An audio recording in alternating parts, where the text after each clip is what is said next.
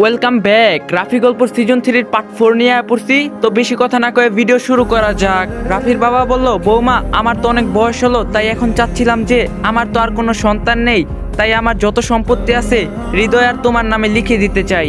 এই কথা শুনে রাফির মা যেন কেমনে তার বাবার দিকে তাকায়। আর তখন রোদেলা বলে ওঠে, আপনি যা ভালো বোঝেন তাই করতে পারেন, তবে আমার এসব কিছু চাই না। আল্লাহর রহমতে আমাদের অনেক আছে, আর আপনার ছেলে তো চাকরি করছেই। রাফির বাবা বলল, তবু আমি তোমাদের নামে সবকিছু লিখে দিতে চাই। রোদেলা বলল, আচ্ছা ঠিক আছে।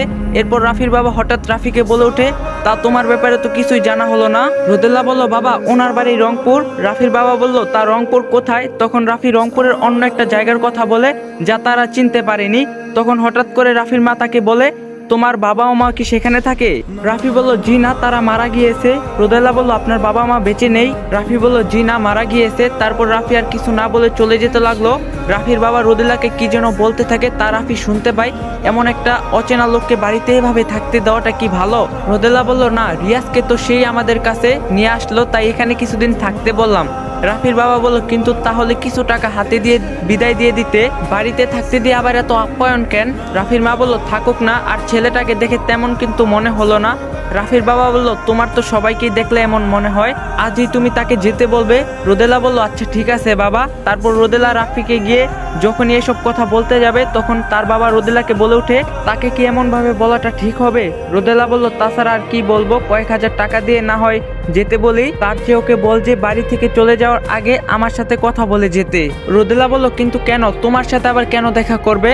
ভাবছিলাম আমার অফিস তো কয়েকজন লোক দরকার ছিল, তার মধ্যে তাকে বলে দেখি, সে যদি কাজ করে সেখানে, আর তাকে দেখে আমার মনে হয় সে কাজটা করতে পারবে। রোদেলা বলল, আচ্ছা বলে দেখবো তাকে। তারপর রাফি রোদেলাকে বলা সব কথা শুনে ভাবতে থাকে, তাহলে সে এখন কোথায় থাকবে? তখন রোদেলা তাকে এসে বলে, আপনার সাথে কিছু কথা ছিল। রাফি বলল, বলুন। রোদেলা বলল, আমার মনে হয় এখানে থাকতে আপনার ভালো লাগছে না, তাই বলছিলাম যে আপনি এখন চাইলে যেতে পারেন। রাফি বলল, আচ্ছা আমি তবে এখনই যাচ্ছি। রোদেলা বলল, আচ্ছা ঠিক আছে, কিন্তু যাওয়ার আগে আমার বাবা আপনার সাথে দেখা করতে চান। রাফি বলল, আমার সাথে দেখা করবে কেন? রোদেলা বলল, তা আপনি তার কাছে গেলেই বুঝতে পারবেন। তারপর রাফি রোদেলার বাবার কাছে যায় আর বলে, আপনি আমাকে কিছু বলবেন? রোদেলার বাবা বলল, তুমি কি আজ চলে যাবে? রাফি বলল, এখনই চলে যাব। রোদেলার বাবা বলল, তোমাকে তো আগেই বলছি রিয়াজ আমার একমাত্র নাতি, আর তাকে তুমি আমার কাছে নিয়ে এসেছো, তাই তোমার জন্য কিছু করতে চাচ্ছিলাম। রাফি বলল, জি বলুন। রোদেলার বাবা বলল, আচ্ছা তুমি কি আমার অফিসে চাকরি করবে? রাফি বলল, আপনি দিলে অবশ্যই করব। রোদেলার বাবা বলল, তাহলে আমি তোমাকে একটা ঠিকানা দিচ্ছি, তুমি কাল সকালে সেখানে এসো। তারপর রোদেলার বাবা রাফিকে একটা কার্ড দেয়, আর তা নিয়ে রাফি তাদের বাসা থেকে চলে যায়। এখন আপনারা ভাবছেন কেন এই বারবার রাফি শুধু মানুষের উপকার করছে আর চাকরি পাচ্ছে, আর তাকে মানুষ বাড়িতে থাকতে দিচ্ছে না, তা পরে জানবেন। এখন আসা যাক মাসুদের কাছে। এদিকে রিদির থাপ্পড় আর মিমের মায়ের থাপ্পড় খেয়ে তার মাথা এমনিতেই রাগ। তখন সে মিমের সেই ভিডিওটা আবার বের করে দেখতে থাকে আর হাসতে থাকে। মিমের সেই ভিডিও দেখে তার মনটা আবারও যেন ভালো হয়ে গেল, কিন্তু সে হৃদির কথাটা ভুলতেই পারতেছে না, কারণ হৃদির উপর তার এক প্রকার কুনজর পড়ছে। তখনই তার এক বন্ধু তাকে ফোন দেয় আর তাকে এক জায়গাতে আসতে বলে, তা শুনে মাসুদও বাইরে চলে গেল। এদিকে মিমের মা মাসুদের এই সকল কাজ দেখে সেও হতভম্ব হয়ে যায়। সে তার মেয়ের মান সম্মান নিয়ে খেলছে, তাই সে আজ সকালেই মাসুদের মায়ের কাছে গিয়ে বলে, আপনার ছেলে এসব কি শুরু করছে?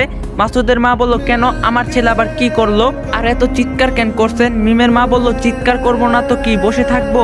আপনার ছেলেকে তা জিজ্ঞাসা করুন সে কি করছে। মাসুদের মা বলল, কি করছে আমার ছেলে? মিমের মা বলল, কি করেনি বলেন? সে আমার মেয়েকে রাতের বেলায় তার সাথে খারাপ কাজ করায় আবার তার ফোনে ভিডিও করে রেখেছে। মাসুদের মা বলল, আপনার কি মাথা ঠিক আছে? কি বলছেন এসব? মিমের মা বলল, আমি সবকিছু ভেবে চিন্তে করেই বলছি, আর আপনার ছেলে নিজে আমাকে সেই নোংরা ভিডিও দেখিয়েছে। সে মানুষ নেই, বরং সে একটা কুলাঙ্গার। মাসুদের মা বলল, আপনি কিন্তু এবার অতিরিক্ত কথা বলছেন, এর ফল কিন্তু ভালো হবে না। মিমের মা বলল, কি ভালো হবে না? আমার মেয়ের ইজ্জত নিয়ে সে খেলা করবে, আর সে বলবে আমার মেয়েকে বিয়ে করতে পারবো না। মাসুদের মা বলল, তা করবেই বা কি করে? আপনার মেয়ে যা চরিত্র আর নোংরা ভিডিওর কথা বলেন না, দেখেন আপনার মেয়ে কত ছেলের সাথে রাত কাটিয়েছে, এখন আমার ছেলের উপর দোষ দিচ্ছেন। মিমের মা বলল, আমি ভালো করে বলে দিচ্ছি, আজকের মধ্যে যদি আমার মেয়েকে আপনার ছেলে বিয়ে না করে তবে। মাসুদের মা বলল, তবে কি? জান আমার ছেলে আপনার মেয়েকে, আপনার মেয়ের মতো নষ্টা মেয়েকে বিয়ে করবে না, কি করার করুন। মিমের মা বলল, ও তাহলে এতদিন এই ছিল আপনাদের মনে, আমার মেয়ের সাথে আগে ভালো ভালো কথা বলে, আর এখন আপনার ছেলের মনের আশা পূরণ হয়েছে, তাই এখন বলছেন কি করতে পারি? মাসুদের মা বলল, হ্যাঁ যা ইচ্ছা করতে পারেন, আর যদি আমার ছেলের নামে একটা খারাপ কথা বলেন তবে আমি কি করতে পারি তবুও তাও বুঝতে পারবেন। এদিকে মাসুদ তার সেই খারাপ বন্ধুদের সাথে একটা রেস্টুরেন্টে আসলো।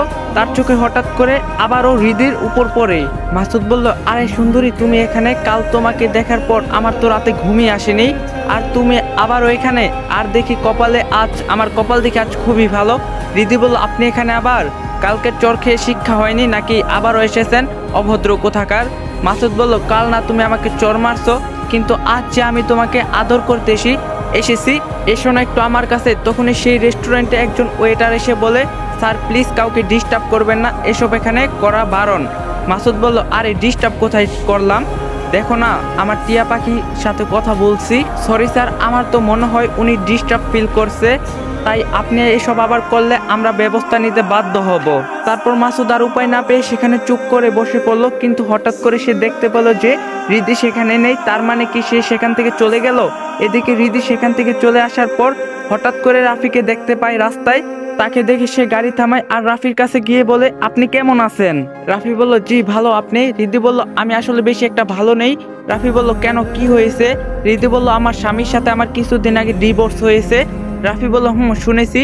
হৃদি বলল, আপনি কি করে জানলেন? রাফি বলল, আপনার এক বান্ধবীর সাথে সেদিন দেখা হয়েছিল, সে বলছে। হৃদি বলল, আমার বান্ধবী লিজার সাথে আবারও দেখা হয়েছিল। রাফি বলল, হৃদি বলল, তা আপনি কি এখনো সেই অফিসে চাকরি করেন? রাফি বলল, না এখন করি না, তবে কাল থেকে এক জায়গায় শুরু করার কথা।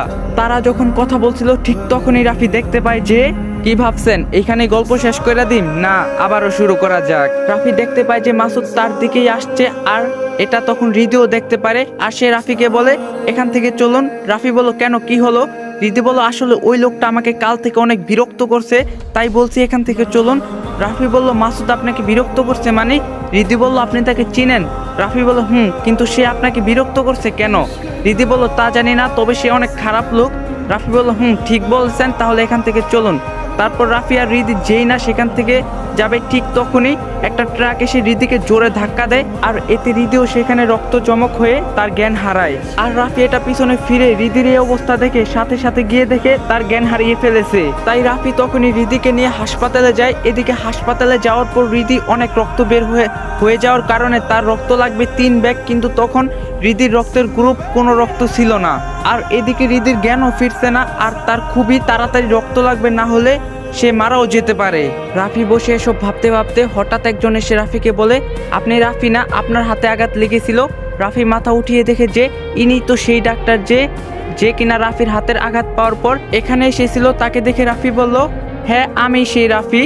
ডাক্তার বলল, তা আপনি এখানে কি করছেন? রাফি বলল, আসলে একজন রোড অ্যাক্সিডেন্ট করছে, তাই তাকে নিয়ে এসেছিলাম, কিন্তু এখন তার ও গ্রুপের রক্ত লাগবে, যা এখানে পাওয়া যায়নি, কিন্তু এখনই লাগবে। ডাক্তার বলল, তা আপনি তার কি হন? রাফি বলল, আমি তার কিছুই হই না, আমি তার অফিসে চাকরি করতাম। ডাক্তার বলল, ও গ্রুপের রক্ত আসলে নেই, তবে সকালে একজন এই গ্রুপের রক্ত দিতে এসেছিল, সেই রক্ত যদি দেওয়া যায়। রাফি বলল, তাহলে সেই রক্ত কোথায় পাওয়া যাবে? ডাক্তার বলল, সামনে গিয়ে দেখতে পারবেন যদি থাকে। তারপর রাফি সেখানে গেলে সেই গ্রুপের রক্ত পায়, কিন্তু রাফির কাছে তখন রোদেলার বাবার দেওয়া কিছু টাকা ছাড়া আর কিছুই ছিল না। শেষে কি আর করার, সেই টাকা দিয়ে রক্ত কিনে রাফি হৃদিকে রক্ত দেওয়ার জন্য। এদিকে মিম এখনো রাফির কথাই ভাবছে, আর সে হাসপাতালে 2 দিন ধরে যাচ্ছে না। তখনই মিমকে হাসপাতাল থেকে ফোন দেয়, ম্যাডাম আপনি কি অসুস্থ? 2 দিন ধরে মেডিকেলে আসছেন না কেন? মিম বলল, আসলে কিছু সমস্যা থাকার জন্য আসতে পারিনি, কাল থেকে আসবো। আচ্ছা ঠিক আছে, আর ভালো কথা, আজকে সেই লোকটা হাসপাতালে এসেছিল যার হাতে আঘাত লেগেছিল, কি যেন নাম ছিল, মনে হয় রাফি। এ কথা শুনে মিম তাড়াতাড়ি করে বলে উঠে, হাসপাতালে এসেছিলেন মানে, তার কি হয়েছে? ডাক্তার বলল, তার কিছু হয়নি, কে যেন অ্যাক্সিডেন্ট করছে, তাকে নিয়ে হাসপাতালে এসেছে, তার জন্য মনে হয় রক্ত লাগবে তাই। মিম বলল, সে কি এখনো হাসপাতালে আছে? ডাক্তার বলল, সে তো একটা জায়গায় রক্ত আনার জন্য গিয়েছে, তবে মনে হয় এখনই আবার ফিরে আসবে। মিম বলল, আচ্ছা আমি তাহলে এখনই আসছি। ডাক্তার বলল, কেন ম্যাডাম কি হয়েছে? মিম বলল, কিছু না। এ বলে মিম ফোন রেখে রাফির সাথে দেখা করতে যাওয়ার জন্য মেডিকেলে যাওয়ার জন্য রওনা দেয়। তখনই মাসুদ তাকে দেখে বলে, মাই সুইট হার্ট, তুমি কোথায় যাচ্ছ? মিম বলল, তা আপনি জেনে কি করবেন? মাসুদ বলল, জানতে তো হবেই, কারণ তোমার ভিডিও যে আমার কাছে। মিম বলল, আপনি কিন্তু এবার খুব বেশি করছেন। মাসুদ বলল, একটু বেশি তো করতেই হবে, কারণ আমি যে তোমাকে খুব ভালোবাসি। মিম বলল, খবরদার আর একটাও বাজে কথা বলবেন না। কিসের ভালোবাসা? মাসুদ বলল, এত তাড়াতাড়ি আমার পর ভালোবাসার কথা ভুলে গেলে? এই ভালোবাসার জন্য সেই দিন তোমাকে কতই না আদর করলাম, আর বলছো কিসের ভালোবাসা? মিম বলল, ওটাকে ভালোবাসা বলে না, ওটাকে নোংরামি বলে। মাসুদ বলল, নোংরামি হলেও তুমি তাহলে সেই নোংরামির অংশ। মিম বলল, ফালতু কথা একদমই বলবেন না। মাসুদ বলল, তোমার সাহস তো দেখি সত্যি অনেক বেড়েছে, আমাকে তুই তুই করে বলছো। মিম বলল, তা তোকে কি বলবো, সামন থেকে সর, আমাকে যেতে দে। মাসুদ বলল, যেতে তো দিব না, আগে তোমাকে আবারও আদর করি, আবার না হয় যেও। মিম বলল, আর একটা যদি খারাপ কথা বলিস তাহলে আমি এখনই মাকে কিন্তু ডাক দিব। মাসুদ বলল, তা ডাকো না, কে নিষেধ করছে? তোমার মা তো সবই জানে, নতুন করে আবার কি বলবে? এ কথা শুনে মিম অনেক অবাক হয়ে যায় আর বলে, মা জানে মানে কি বলতে চাইছিস? মাসুদ বলল, কি আবার মানে, তোমার মাকে ওই ভিডিও দেখিয়েছি। মিম বলল, মা সব জানে, তাহলে মা একটু আমাকে বললো না? মাসুদ বলল, বলবে কি করে, নিজের মা কি তার মেয়েকে এমন সুন্দর মুহূর্ত দেখে তার মেয়েকে বলতে পারে? এটা হচ্ছে তোমার আর আমার ব্যাপার, তাই না, কি বলো? মিম কাঁদতে কাঁদতে বলে, তুই শেষে এতটা নিচে নামতে পারলি, শেষে আমার মাকেও?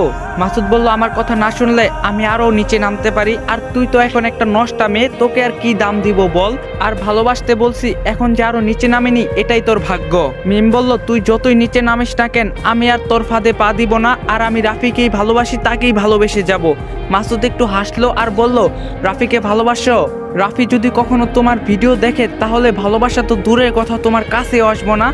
মিম বলল, রাফি তোর মতো পশু না, সে আমাকে ভালোবাসে আর আমিও তাকে ভালোবাসি, আর ভালোবাসার কাছে এমন হাজারো ভিডিও হার মানে, বুঝলি?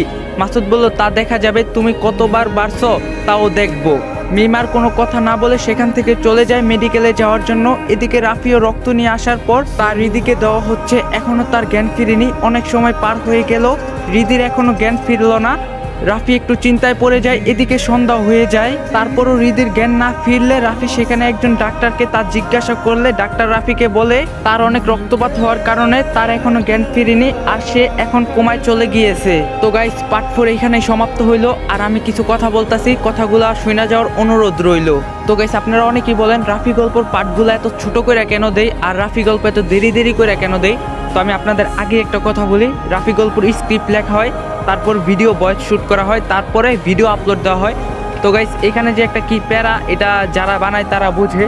আর একটা কথাই কমো, রাফি গল্প যেদিন শেষ হয়ে যাব, মানে গল্পটা থাকতে তার মূল্য দিয়েন, কারণ এই রাফি গল্প যেদিন শেষ হয়ে যাব আপনারা হাজার চেষ্টা করলেও আর এরকম গল্প ফিরে পাইবেন না। তাই একটা কথা বলবো, গল্পটা থাকতে গল্পটার মর্ম বুঝেন। তো গল্পটা কিছুদিন পরপরই আপলোড দেওয়া হইতেছে, কারণ লিখতে অনেক সময় লাগে। আর একটা কথাই বলবো, সবাই একটু ধৈর্য রাখেন, কারণ ধৈর্যর ফল সবসময় মিষ্টি হয়, এটা সবাই জানেন। তো এইখানে পার্ট 4 সমাপ্তি দেওয়া হয়েছে।